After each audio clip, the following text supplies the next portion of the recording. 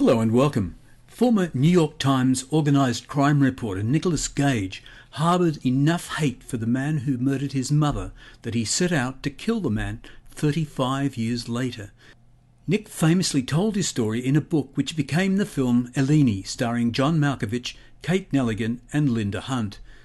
Eleni had been shot by communist soldiers during the Greek Civil War in 1947. Nick, as a small boy, had fortunately been sent off to America with 3 of his sisters. Many decades later, after a successful newspaper career covering the Mafia and organised crime, and as a foreign correspondent in the Middle East, he sought out the man who killed Eleni and confronted him with a gun. I met Nick in New York shortly after the film was released. He recounted the feelings of hatred and revenge that he felt, how he believed fate had cheated him, and of course about his time covering the Mafia.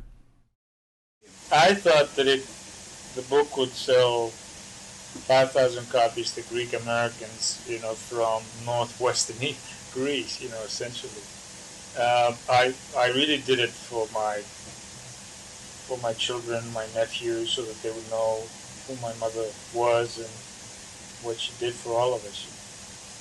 And also to capture the world that we came from, that their parents came from.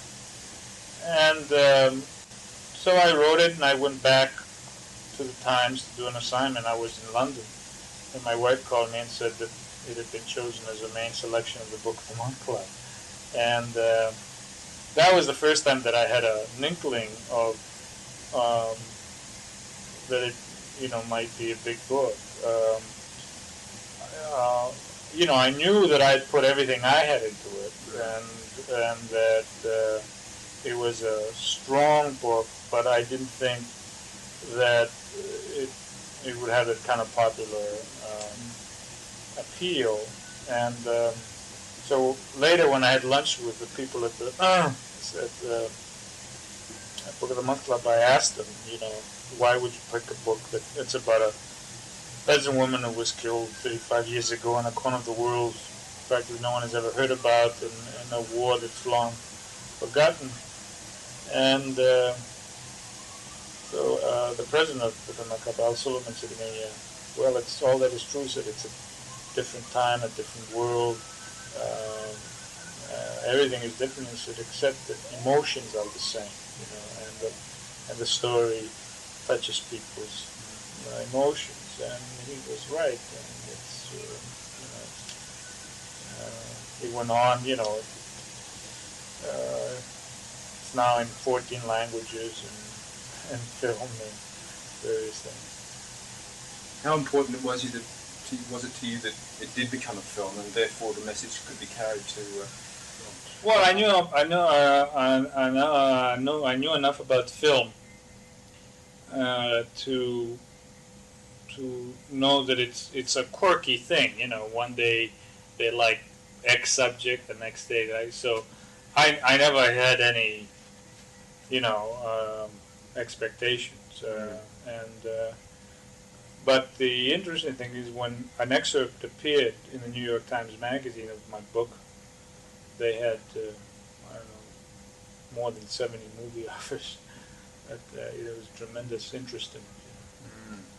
So again, it surprised me. The first novel that you did, I think Nick Vanoff was the one who sort of showed interest in it. Has that been optioned for? Nick has the option.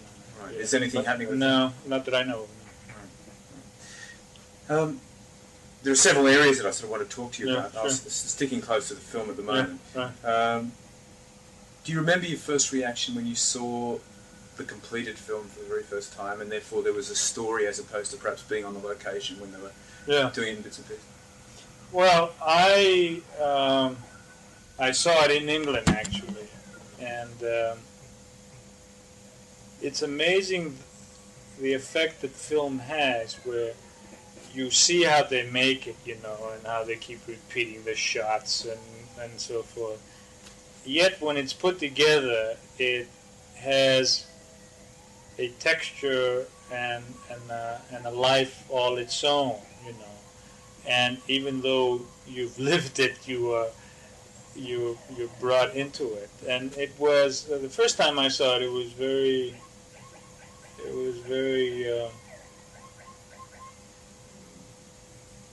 very touching for me, because certain things that were so close to my memory of the events just cut into me, like the scene where the little boy says goodbye to Kate Nelligan. That's so close to my memory of what happened. You do remember that moment? Sure. And that it just. Did you cry? I did. Which I haven't done. Actually, since I was a child, I cried twice, and once was when I described in the book when we had the memorial service for my mother in 1969, and the second time was when I saw that scene in the film. Did Kate Nelligan represent your mother the way you'd hoped she might? Yeah, I think she was terrific. I think she gave one of the best performances of the year, really. And outside New York, people recognized it, but some of the critics here didn't. But I think she did a fantastic job, and she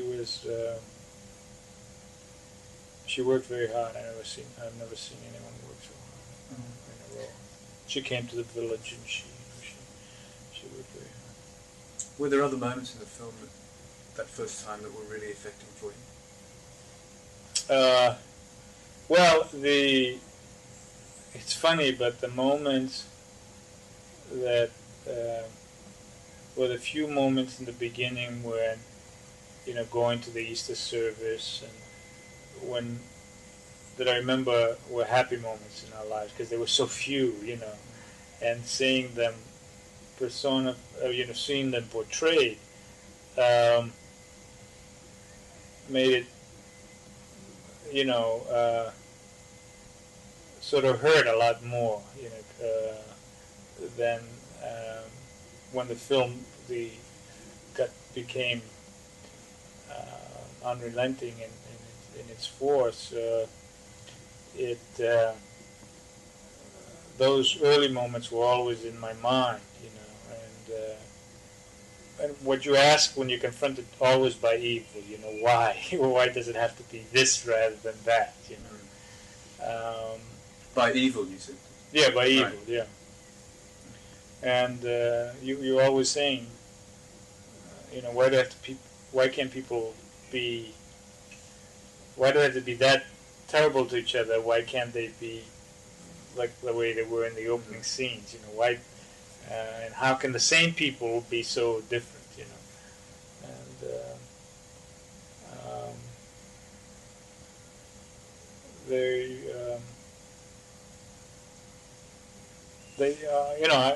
they were very. The scene with my father also, where John Malkovich goes to see the fellow playing my father, because the fellow playing my father looks a lot like my father, and the accent was a lot like him, and his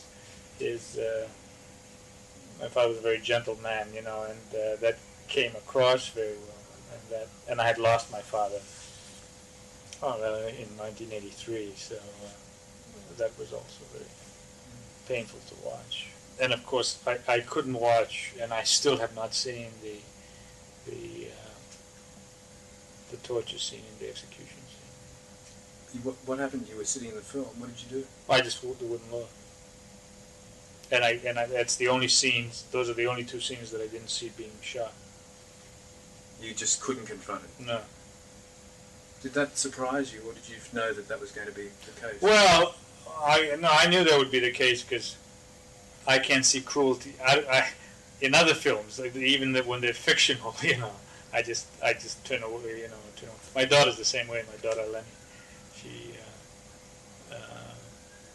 even with something like Star Trek or something, when somebody's really cruel to other people, it is, and it's she can't watch. And a hard-boiled investigative reporter. I've been on the mountains of Afghanistan. I've covered the Iranian Revolution. I've seen people blown apart and so forth. But I cannot watch cruelty on film, and I don't know why, because it's got something to do with the fact that you're sitting there very comfortable and seeing that, and seeing it about your own mother. But I couldn't see it. I couldn't watch it, and I still haven't seen it. Would you ever, do you think, have the courage to watch it? I have a tape of the film, and I suppose sometime in my old age, when maybe enough. Has your wife seen it? Yeah. But your daughter, Eleni, no, couldn't watch it. Those parts she watched the others. Just let me clarify very quickly. You mentioned some of the areas that you'd covered. What other major sort of news stories have you covered? Well, I was the chief investigative reporter in New York for the New York Times. I did all the organized crime coverage. I did most of the story on the international narcotics racket. Went through all Latin America and so forth. I did a lot on Watergate. I had the first Nixon tapes. The first ahead of the Woodstein duo. Yeah, I had the first direct quotations from a Nixon tape. I had the first account of the charges against Spiro Agnew. In fact, he tried to bring me to court to review my sources, but on the day I was heading down there, he pleaded no contendere. I did stories on financial swindles, on the antiquities rackets, and you've obviously, along the way, had your life threatened. Oh yeah, and I covered, like I say, I was 9 months in Iran, from the start of the revolution till the Shah left. I was in Beirut. I was in the mountains north of Peshawar with the Afghan guerrillas. Do you regret leaving all of that and that kind of work to take an executive suite at Gulf and Western? Well, I do, and when I regret it most is when a lot of my sources call me up and tell me stories that I know every reporter in the country would give his right arm for, and I'm sitting here smiling, and knowing it and not doing anything with it. Do you put them in touch with anybody now in the New York Times? Okay, that's very difficult because they won't talk to anyone else. I mean, sources tell you information out of friendship. You can't buy, and you can't. There's no money in the world that a lot of them risk their career, sometimes their lives, and it's really because of the relationship you have with them. Yeah. So I do miss it, but the fact is that my children are now at an age, when they need the presence of a father. When I was in Iran, for example, I was away for 9 months. I came home 4 days at Thanksgiving and 6 days at Christmas, and that was it. You can't. My family's important to me. So. Absolutely, I appreciate that. I mean, I've done some investigative reporting, so I know exactly what you go through, and being away, I know what it's like. Yeah. What position do you hold here now? I notice here it says Nicholas Gage, producer. I have a contract to produce films for them, to develop and produce films for Paramount. Yeah. Right. And I'm working on 2 projects now, 2 films that essentially came out of concepts that I developed, and now, and we just hired a screenwriter for one of them, and I'm interviewing other screenwriters for the second film. Right. Do you feel comfortable doing it? I've always liked film. You see, I learned English from films, and I've seen films,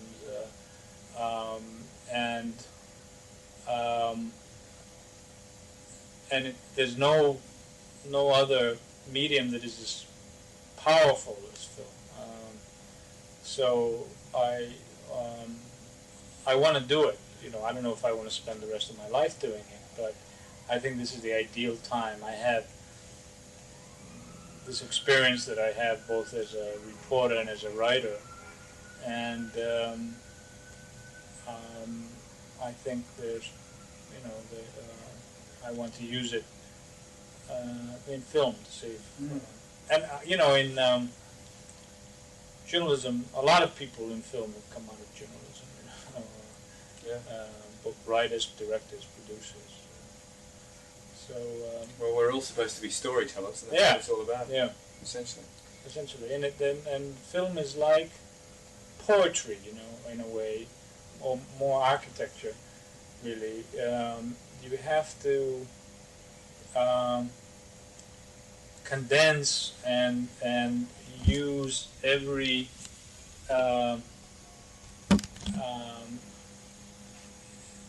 everything has to have a purpose,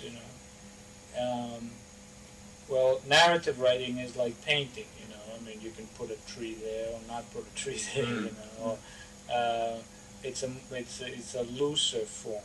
Ultimately, I think more difficult to do very well, but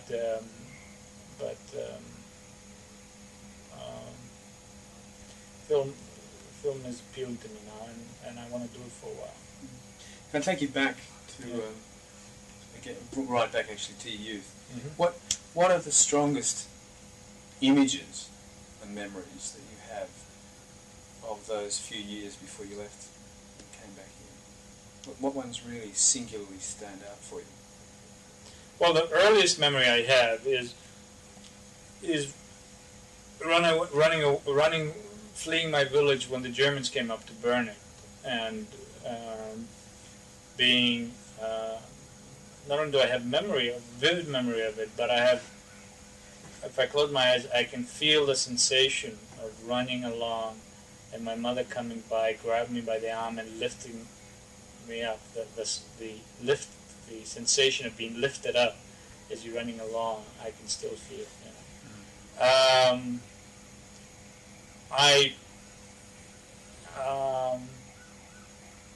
And all my memories involve my mother. I can't remember anything that happened to me in the village. And the interesting thing is that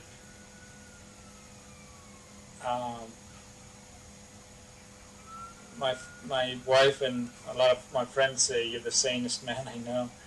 And considering that I grew up in probably the most tumultuous period in this century, the reason I feel that way is that I always knew that I was loved, and that gives you a confidence that nothing, as long as you know that when you're a child, everything, you can bear anything else, and if you don't have that, it's like St. Paul says, without love, though you may speak with the tongue of angels, you are like a clanging cymbal, and I think that the memories that I have of that period are all really, even during the war years, were all, they didn't involve fear, because I always knew my mother would take care of me. But of course, the sense of loss that I felt when that truck pulled away, and so the mountains disappeared in the back, and I knew my mother was, was gone forever. That sense of loss is. You didn't know that she had been shot dead at that point, of course. Yeah, but you see, I'd never been away from her one. Ever. Right. So that I suddenly felt the loss, and I had an intuition that I would never see her again. And that has never left me, and it's one of the reasons why I don't want to give my children that, one of the reasons I gave up reporting, because I don't want, my children to know that sense of loss. I mean, it might happen anyway, walking across the street, but at least, you know, at the formative age, formative age there. You've got 3, is it? Yeah. How old are they now? Well, my son is 14. My daughter's 11. When it came to finally making the decision that you were going to go back, and yeah, because initially when you went back, I think from the book I was just trying to find out what happened. Yeah. I mean, I had no idea. But when you were confronted with you didn't seem to have the courage to really press on with it at that point. It was the second time you went back, isn't that right? Well, it was the third time. Well, both. It took time for me to be able to listen to information because, you know, of course, people tell the most horrible memories they have, and they would start saying, you know, oh, I remember your mother when they brought it down, and her legs were swollen from the beatings, and once they started talking that way, I couldn't listen anymore, you know. So it took a long time for me to listen to those who were available to me, but most of the eyewitnesses were in Eastern Europe, so it took me a long time to track those down. And, Where did you begin to feel that there was a sense of revenge in what you were doing? When I knew that, see, for a while it was nice and neat because the people that, you know, I was told were involved, you know, I learned the name of one judge. I went and found out he had died from cancer. I learned the name of another judge. I found out he died in Tashkent, Russia. You know, the commissar Koryani's had died in Hungary. You know, after being replaced as head of the Greek Communist Party, and Fate was cheating. A bit old. You know, and well, in a way, it was cheating me, but they were duly punished. You know, and then when I knew that this one man was still alive, that's when I began to focus my hatred and my desire for revenge on him. Although, I mean, wasn't the only one responsible. The decision to kill my mother was made by the leadership in the region of the Greek Communist Party. He was somebody who was, you know, told to carry it out. You know, but the others. And in a way, I think to focus it on one man would have been wrong because it lets everyone else off the hook, you know. But he was alive and the others weren't, so I began to focus on him. And I felt the need to see somebody's blood on the floor. Were you conscious of it being an act of revenge that you were involved in prior to actually confronting him? And I think I would have killed him if he were younger, you see. I mean, for me, what was sharing to me is when I saw him, and he was an old man with, you know, most of his teeth gone, chest caved in, and you know, his life was over. You know, what you rob. He took my mother's life when she was 41. You know, and an old man like that had nothing but a painful old age to look forward to, you know, and I just felt, that's when I felt cheated, that fate had cheated me, you know, and you know, I think if I'd found them a lot earlier, or if I'd found anybody earlier, and I could have, you know, I would have felt, it would have given me satisfaction to rob them of what they robbed my mother of. I think I would have killed him. You know, I think anybody's capable of killing. It's not a question of courage or I mean, it's just a question of blind hatred. You know, and all blind of us, hatred. Yeah, and but when you move to hatred, when in order for hatred to move you to strike, you have to feel that you're going to get satisfaction, you know. And this was a decaying, you know, an old, decrepit old man, and that's when I felt cheated. Did he? Well, let me ask another. Yeah. You actually, as it's represented in the film, you actually went in with a gun. Yeah, I had a gun. I had a tape recorder on. I didn't put it on top the way it's in the film. I had it in my in the sock. It was a hidden tape recorder. There's a slight difference from the film to what actually happened. His wife stayed in the room while I was talking to him, and as I talked to him, his wife began to berate him. You know, she was clearly. I have it. I have the tape. I can play. You know, people say to me, "That didn't happen." I say, "I'll send you a copy of the tape." I mean, it's in Greek, but the tape is there. And she was berating him for what, though? Well, I mean, he would say, I started out, you know, I said, "When did you go to the mountains?" And he said, "Well, you know, we went to fight for Grave." And she would say, "Yes, you left your 1-month-old daughter, you know, to go out and become a hero, some hero, beating up old women, you know." And I mean, she was really bad-mouthing him. Clearly, she can't stand the son of a bitch, and I don't blame her. She was there. And like I said, I felt cheated that he was this old man. But I wanted to forget that, and I wanted just rage to take over. And so I spit at him. To get up and fold my hand and said, "You spit on me." And my hand, I had the gun in the small of my back, my hand went to the gun. And at that moment, his wife stepped between us, pushed him back in his chair, and she said, "Don't you move, you know, don't you." To you or to him? To him. I mean, as I say, she really, she knew what kind of man her husband was, and she pushed him down, you know, and the moment passed, and so you never took the gun out. I never took the gun out. In the film, he takes it out and holds it in front of them, you know, and did the man, was it dawning on the man? Oh yeah, who you were yeah. and what you were Oh, and yeah. why you were there? Yeah. And you know, it's very interesting. In the tape, to me, he said, "I don't know any Eleni Gazoyanis. I've never been to any village called Ya." And then later, a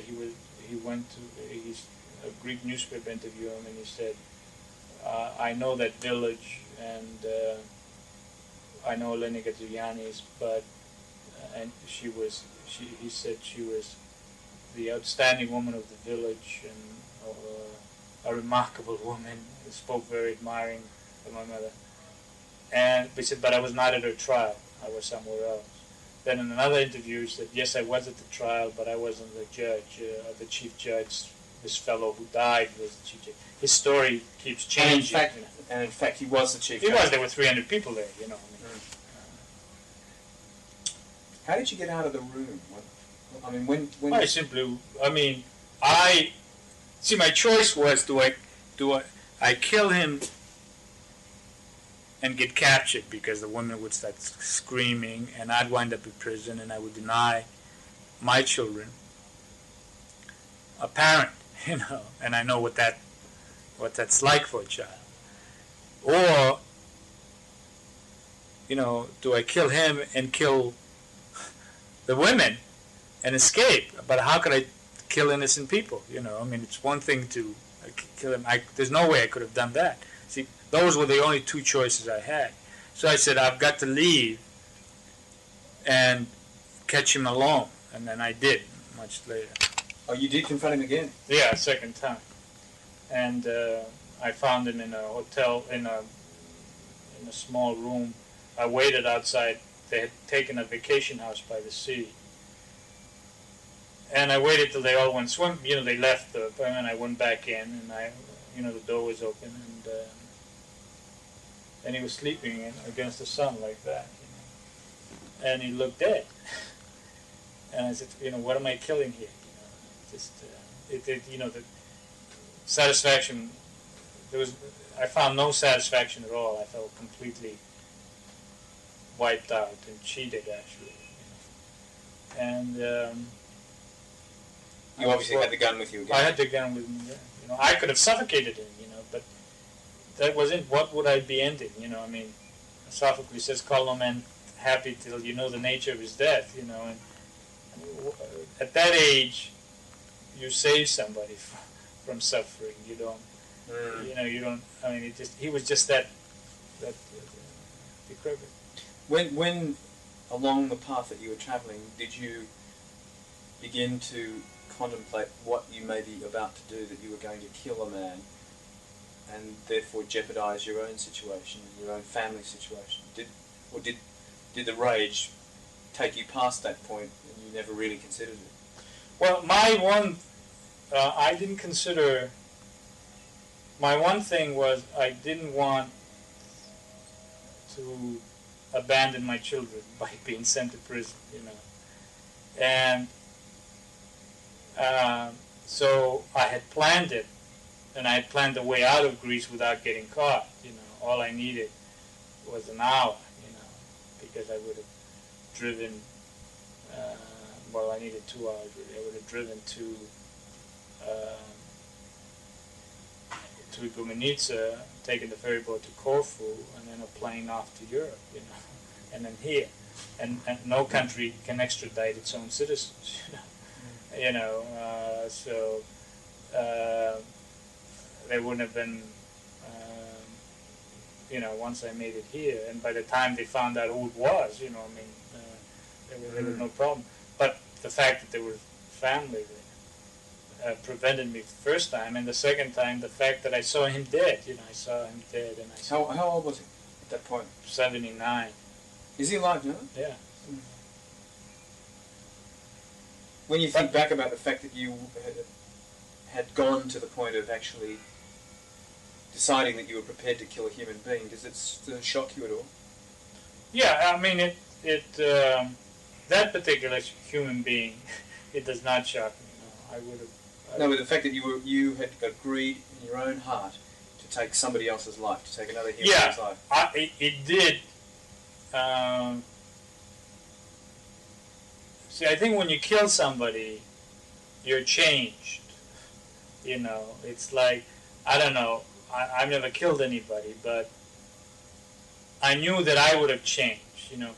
It's one thing not to know the moral consequences of your acts, you know. It's like in A Man for All Season, you know, Thomas, everyone else signed the Henry VIII's decree, you know, to form a state church and recognizing his marriage to Anne Boleyn. But he couldn't do it because he knew the sin of it, you know, and so it was like that to me. I knew it would change me as a person, and I knew that it would be a very hard price to pay. But I felt that my mother paid a very hard price for me, and I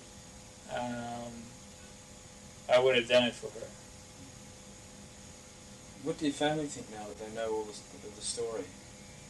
I mean, which family? Well, your children, your wife, and they now know what you went through, what, you know, that you did confront the person you were prepared to kill. Well, my wife's American, you know, and she has very clear view of that you don't kill under any circumstances and so forth. So she's glad that it worked out the way it has, you know, that I didn't kill her. I'm not so glad. I mean, there are nights I wake up when I want to get back on the plane and go back. You know, you really still feel at times that you should commit the act. Yeah. You know, in rational moments I don't, but you know, I still think hatred builds up inside you when you see evil not being punished, you know, and you relate it to evil that you've known, and so there are times when I do that. You know, it passes, but there are times. Have you ever had somebody pull a gun on you and threaten to kill you? I've had, you know, people firing at me. I've had grenades exploding. That all kinds. That's in a war zone, though. Yeah. Right. But what about here in An New York? individual, one-to-one, no. I just wondered if you'd ever been in that situation where at any moment you thought this was it, that you were about to lose your own life. Oh yeah, I've been in several situations like that, but not with somebody holding a gun on me and saying I'm going to kill you. What sort of situation was it? Well, when we were in Iran, for example, and the Mujahideen surrounded our hotel and started firing on him. Bullets were coming to the window, and when I was on St. Valentine's Day in 1978, when I went to the American Embassy, and it's when again these Mujahideen attacked the American Embassy, and I was walking towards the Chancery, and suddenly all these people appeared on the wall and started firing at the embassy, and the Marines started firing at them, and I was in the middle, in Peshawar, in Afghanistan, in Beirut, where I was walking along, and there were two people arguing with a policeman. One walked away, he came back and he shot the policeman dead in the street. In front of you? In front of me. Other people started firing. I started running back to my hotel. I saw this sphere come over thing, and it fell into a courtyard, just like from here to that door, and big explosion covered with dirt, and two people, a grandfather and a granddaughter, were killed, right on the other side of the wall, So I've been, in lots of situations like that. You know the value of life. Yeah. That doesn't bother me, what is worse for me really is that when you do kill consciously, is that I know that it will change me, it will make me a different human being, and not one that I want to be. I think that it's not something that my mother would want me to be, But anybody's capable of killing in a moment of rage. That's not. But the bottom line is that my mother was the only significant influence in my life during my formative years, and she didn't make me a killer. After the success of the movie Eleni and another book titled A Place for Us, Nick became a film producer and a screenwriter. In fact, he was an executive producer of the film The Godfather Part 3. His most recent book is Greek Fire, the story of Maria Callas and Aristotle Onassis. Nick is now 85 and lives in Massachusetts.